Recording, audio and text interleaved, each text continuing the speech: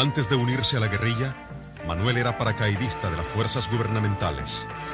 Como muchos de sus compañeros de armas, Manuel ha cambiado de bando. Hoy día pertenece a las unidades de vanguardia del Frente Farabundo Martí para la Liberación Nacional. Y que todo esto lo hacía el enemigo. Y la gente, o todo el pueblo, luchaba por una causa justa. Entonces yo dije, me voy a incorporar a las filas de cualquier organización, porque este régimen militar está masacrando al pueblo.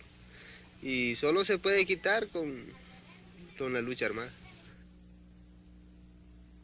Como tantos miles de hombres y mujeres, este joven combatiente participa actualmente junto a la población civil de una zona liberada en la construcción de una nueva sociedad salvadoreña. Sociedad que el FMLN define como libre, justa y democrática. El campesinado busca refugio integrándose a la lucha en las zonas liberadas, escapando así de la represión que, desde la toma del poder por la Junta Militar Democristiana, ha causado más de 30.000 muertos.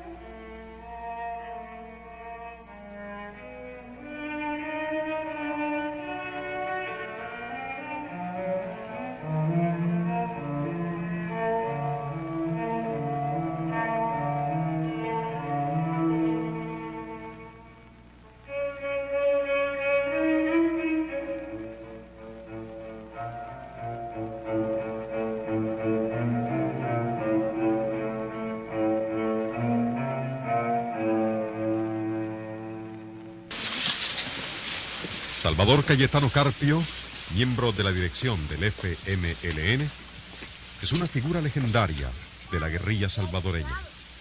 Su nombre de guerra, comandante marcial.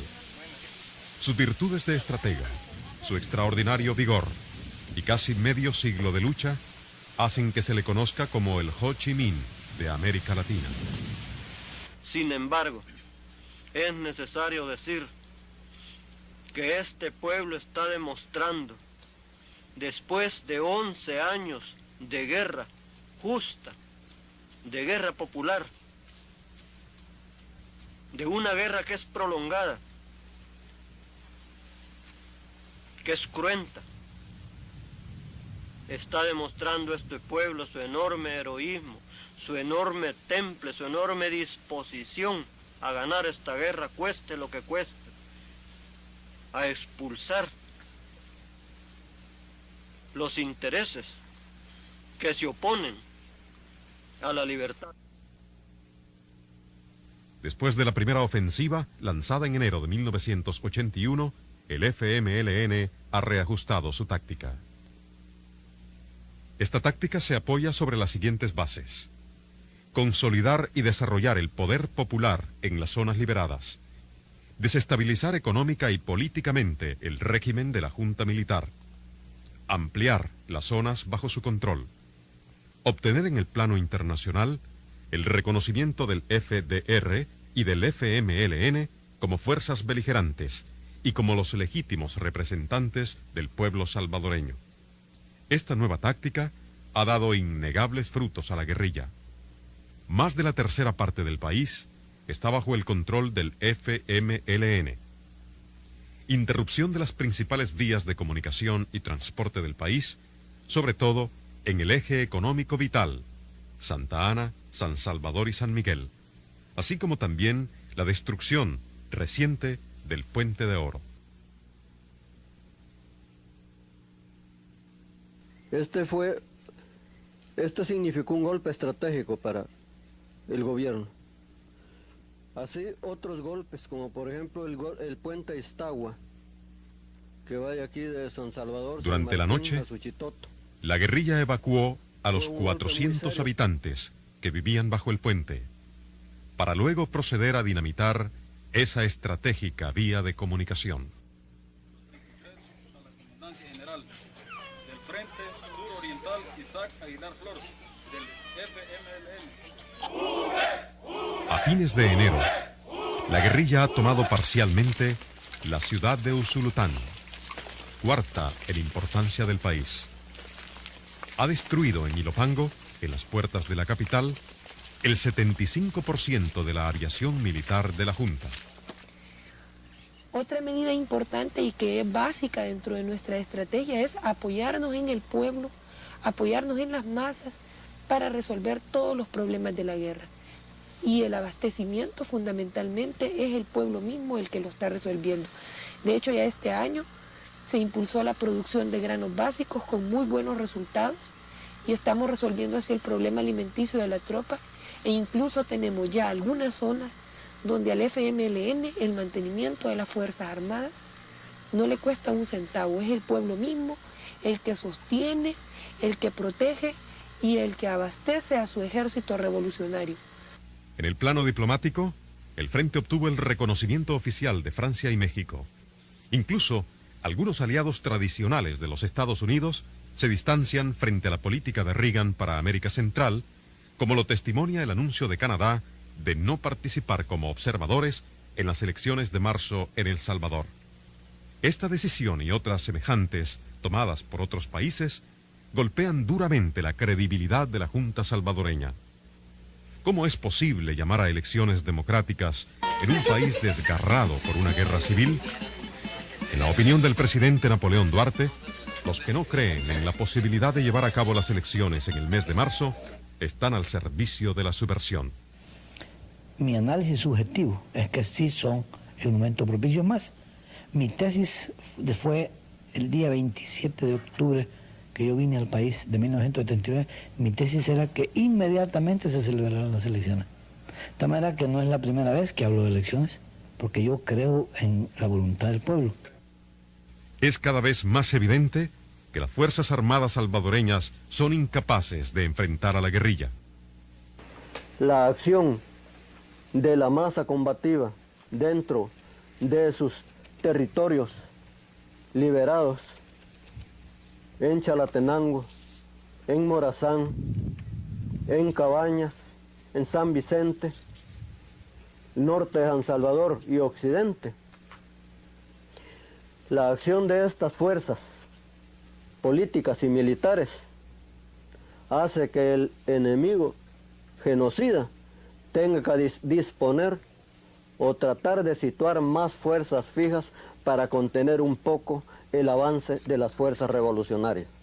A pesar del incremento de la ayuda militar, las Fuerzas Armadas están más desmoralizadas que nunca. En 1981 han desertado más de 4.000 soldados y muchos de ellos se han incorporado a la guerrilla. El general García afirma que la guerrilla se ha infiltrado en las Fuerzas Armadas salvadoreñas. En su opinión, la prueba fehaciente fue la destrucción casi completa de la aviación en Ilopango el 27 de enero pasado. Bueno, es distinto, porque aquí uno se trata con compañerismo, con amor, con hermandad, ¿ya? Todo se hace en colectivo y ahí no, ahí es individual, viven peleando como perros y gatos entre ellos mismos, robándose las cosas, puteando, tratándose mal. Entonces, y eso, a mí no me gustaba todo eso. La situación económica del país se deteriora rápidamente. De agosto a diciembre de 1981, la tasa de inflación pasó del 32 al 54%. En un año disminuyeron las exportaciones en los sectores claves de la economía. 39% el café, 34% el algodón y 69% el azúcar. La deuda externa de El Salvador alcanzó proporciones de quiebra nacional. A este cuadro hay que sumarle el éxodo de más de 500.000 campesinos que han abandonado el país refugiándose en la frontera hondureña. Llevar a cabo elecciones en un país desgarrado por la guerra indica hasta qué punto se niega la realidad. Eduardo Chevalier, director del Instituto de Turismo, da fe de ello, ya que para él, bombas y sangre reemplazan el sol y la playa. Residentes en el exterior para que vengan a visitar a sus conciudadanos y sobre todo a sus familiares en estos momentos. Hay mucho interés. El proceso revolucionario que se ha dado en El Salvador tiene características muy originales que lo convierten para muchas personas en un destino turístico privilegiado y puedan comprobar el hecho histórico de lo que aquí está sucediendo a través del fenómeno arquitectónico de los tatús, de las fábricas subterráneas, de los hospitales clandestinos que ellos han armado, etcétera, etcétera. Y eso creo que es una cosa que la gente del mundo entero espera ver con ansiedad. Y eso realmente nos permite traer gente en cantidades que todavía no imaginamos. De hecho, tenemos también contemplado realizar espectáculos de luz y sonido. Se pueden hacer simulacros de cualquier tipo con relación a eso. Y creo que a la gente le va a interesar ver cómo es un operativo, cómo funciona, etcétera, etcétera. Ese tipo de cosas creo que a todos nos interesa verlas. Es un hecho histórico. Y si bien la tumba de Napoleón es un atractivo turístico en Francia, como lo es el Arco del Triunfo, la Torre Eiffel, creemos que en El Salvador los hechos históricos que se están sucediendo son un interés para el pueblo de los demás países del mundo. La Junta ha lanzado desde hace un año 27 invasiones, bautizadas Operación Limpieza, a cargo de 5 a 8 mil soldados en cada una, sin lograr con ello hacer retroceder las posiciones de la guerrilla en las zonas controladas, ni impedir su desplazamiento por todo el territorio nacional. En cuanto al general García, ministro de Defensa, repite desde hace un año las mismas estadísticas, como si nada hubiese pasado. Nosotros hemos calculado estos son términos aproximados, como usted comprenderá, porque si de verdad los quisiéramos tener todos juntos para contarlos y para otras cosas, ¿verdad? Pero desgraciadamente no se puede, pero es un término, un cálculo aproximado. Nosotros creemos que combatientes andan alrededor de unos 5 a 6 mil. ¿Cuántos miembros del ejército han muerto durante la ofensiva? Hemos perdido nosotros, señor, 10 jefes y oficiales, entre jefes y oficiales. 10, 2 jefes, 3 jefes, 7 oficiales y 600, entre 640 y 645 miembros de tropa, entre soldados, agentes, en todo el país, en toda esta lucha. ¿Y guerrilleros cuántos circulan? No sabemos, pero creemos que son mucho más de lo que nosotros hemos perdido. Desgraciadamente yo no le puedo dar el dato exacto, por razones obvias que ustedes comprenderán. Hay un pacto político en donde la Fuerza Armada se comprometió con un partido político para ejercer el gobierno transitorio mientras se llegaba a un proceso electoral que es el que dentro de próximos días, meses tendremos, y en donde la institución armada ejerce un papel importante, por cuanto de todos ustedes es conocido ese mote, ese señalamiento que hemos tenido nosotros los militares aquí en El Salvador, de que nosotros ponemos gobierno, quitamos gobiernos, etcétera, que tal como lo hablábamos hace un momento, pues eso no deja de ser también un mito, ya concretamente hablando, porque yo les decía hace un momento, miren, si nosotros los militares nunca hemos participado en una forma directa, por lo menos a mí ni a ninguno de mis compañeros jamás nos han preguntado quién queremos nosotros, o queríamos que fuese siquiera candidato, no, mucho menos presidente, ¿verdad? Así es que ese es un mito, pero hay que hacer imagen alrededor de eso, y se ha llegado a creer eso. Yo creo que las elecciones solas no son la solución. Creo que sí son la solución si hay un clima previo, y en este clima previo hay un entendimiento especialmente entre las partes más conflictivas.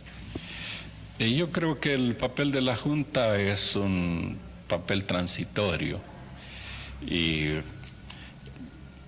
creo que más bien cuando todos los salvadoreños participen en las responsabilidades de la cosa pública, es cuando se podrá ir encontrando el camino de una mayor justicia en la distribución de la riqueza. Estas elecciones son sencillamente parte de todo un plan global del gobierno de Reagan. Están insertas dentro de la política de guerra, de masacre, de muerte. El filo fundamental de la política de Reagan en nuestro país es el ataque militar a la población. la muerte a nuestra población.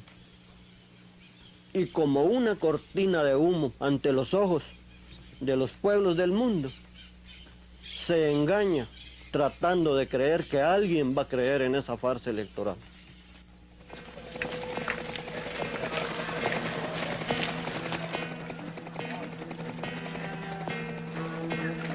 En el contexto electoral actual, existen ciertas contradicciones entre el ejército y la democracia cristiana.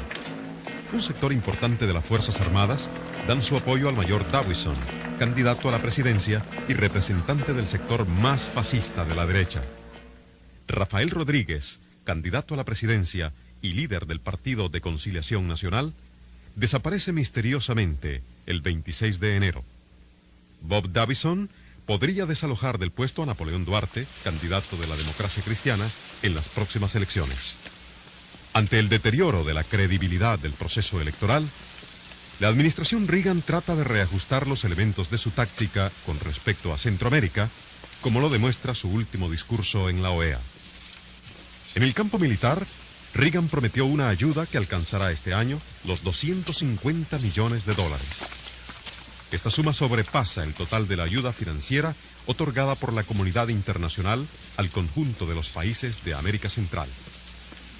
Otro elemento del plan Reagan-Hay es el refuerzo del llamado Triángulo de Hierro, integrado por Guatemala, Honduras y El Salvador.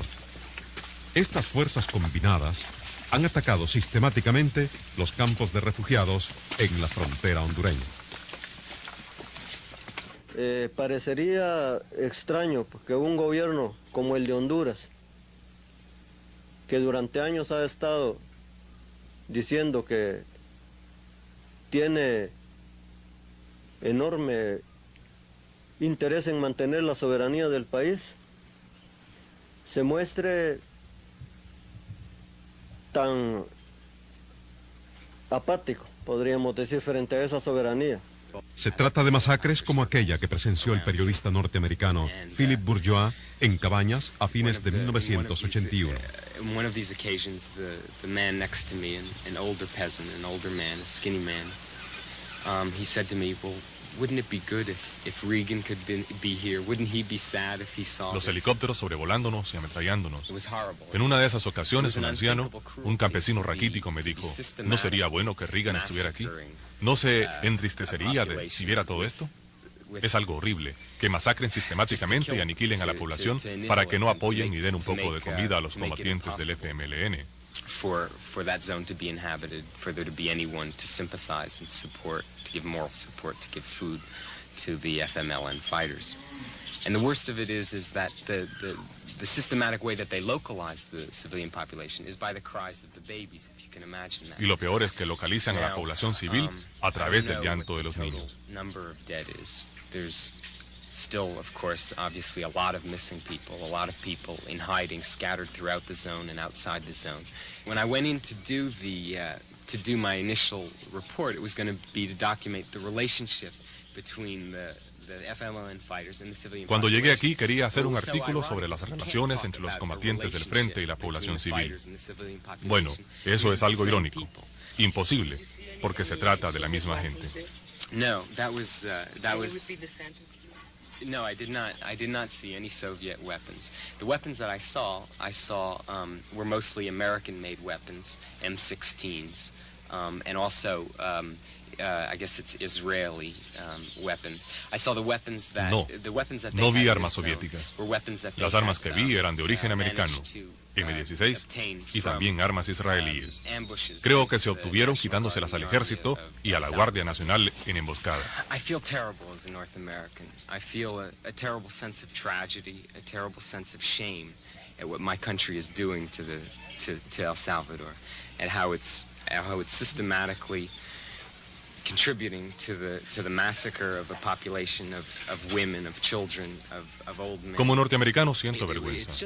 Vergüenza de lo que mi país hace en El Salvador, contribuyendo a la masacre de los niños, mujeres y ancianos. Es horrible. Carece de sentido común. Es una crueldad. None of this would be happening if the United States wasn't sending helicopters and armaments and economic and giving diplomatic. Nada de esto pasaría si los Estados Unidos no enviaran helicópteros y armas, ayuda económica y diplomática al régimen de El Salvador. El gobierno de El Salvador no tendría los recursos para infligir este sufrimiento y esa agonía a su población rural. Sitting in the foxhole, and the helicopter would be above me, and that ahí estaba helicopter yo, would be made in the USA. escondido en un agujero, con los helicópteros sobre nuestras cabezas, helicópteros hechos en Estados Unidos. Las balas que herían a mujeres y niños y que casi nos matan fueron fabricados en mi país, en Estados Unidos, y enviados a El Salvador. Es verdaderamente horrible. It would be nice to be able to be proud of your country. It would be nice to be able to feel good about what your country does. And what I'm forced to do is to feel a sense of tragedy at what my country does, to feel a deep sense of Es shame lindo sentirse orgulloso de su propio país y de lo que su país hace. Pero lo que yo tengo es un profundo sentimiento de vergüenza por lo que mi país hace. Estamos repitiendo exactamente lo que hicimos en Vietnam. No tiene sentido. What it means an old lady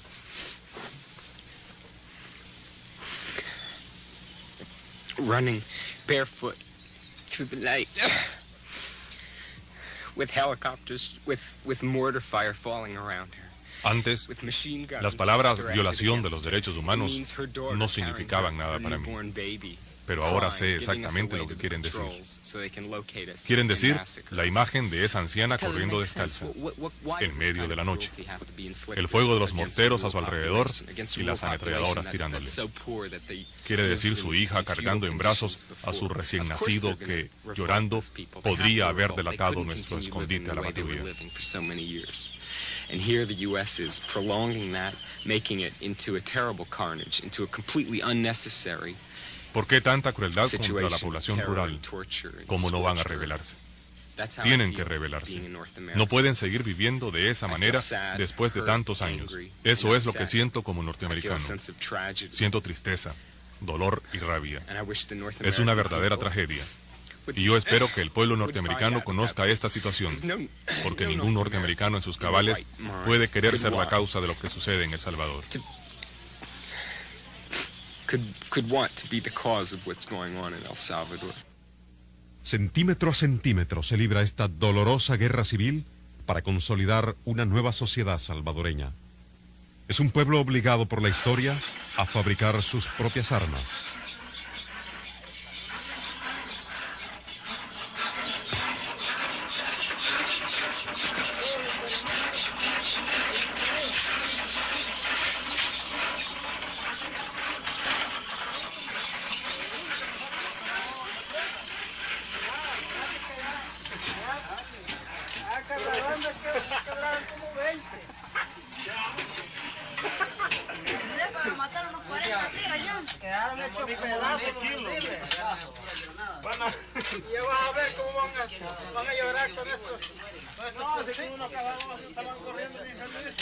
Miedo le tienen a uno donde le ven que con las minas.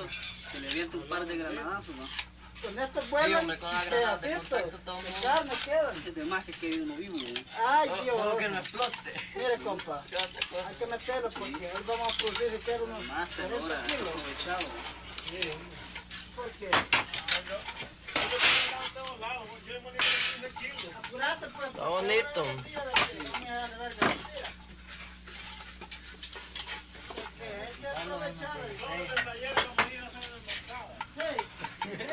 Es la sociedad de Manuel, de las unidades de vanguardia en la primera línea de fuego y la de su hermano muerto en combate. Es la de este campesino que por primera vez siente que tiene en sus manos las riendas de la historia. Es la de esta joven, cuadro del FMLN, que desarrolla un trabajo de educación y propaganda. Bueno, este es el equipo de la propaganda de una subzona del Frente Apolinario Serrano. El trabajo que nosotros desarrollamos es de propaganda para el ejército, para el pueblo organizado y para el pueblo no organizado, ¿verdad? Con el objeto de mantenerlo informado de todo el acontecer que se lleva a cabo sobre nuestra guerra de liberación. Es la sociedad de Nadia y los comandantes de los diferentes frentes que estudian nuevos medios para resistir y triunfar en esta guerra de aniquilamiento. Por nuestras fuerzas revolucionarias, por sus vinculaciones a los escuadrones. Como el surgimiento de la radio Farabundo Martí, que día a día informa a todo el país de los avances de esta lucha de liberación. Como el padre Rutilio, de la Iglesia Popular, cuyo compromiso pastoral y político lo llevaron a adherirse al frente. Saliendo de la iglesia, responde a las preguntas de los fieles sobre el ataque al Puente de Oro. Pero a los millonarios les servía para pasar su algodón, mano, y llevarlo al puerto. A ellos les servía para llevar su café. Y al ejército les servía para pasar las armas al otro lado. Tengan cuidado. Dicen que el águila no come moscas.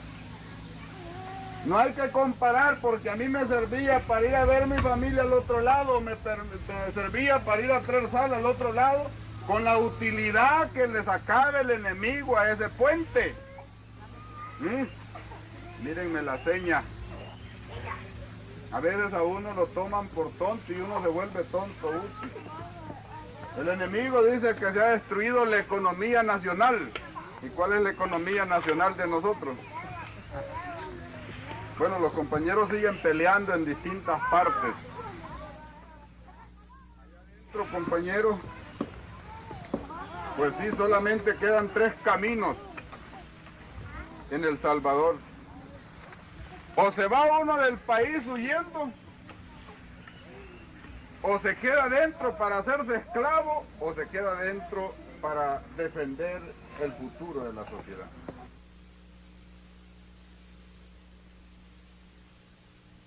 Está demostrando este pueblo su enorme heroísmo, su enorme temple, su enorme disposición a ganar esta guerra, cueste lo que cueste, a expulsar los intereses que se oponen a la libertad. Lograremos todos la victoria y alcanzaremos la paz para toda la humanidad. La paz que necesita el mundo, la paz que necesita nuestro pueblo, nuestros hijos.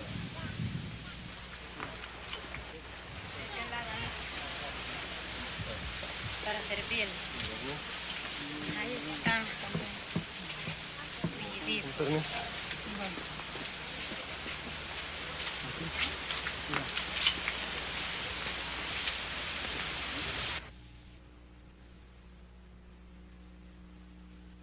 Está demostrando este pueblo su enorme heroísmo, su enorme temple, su enorme disposición a ganar esta guerra, cueste lo que cueste, a expulsar los intereses que se oponen a la libertad. Lograremos todos la victoria y alcanzaremos la paz para toda la humanidad. La paz que necesita el mundo, la paz que necesita nuestro pueblo, nuestros hijos.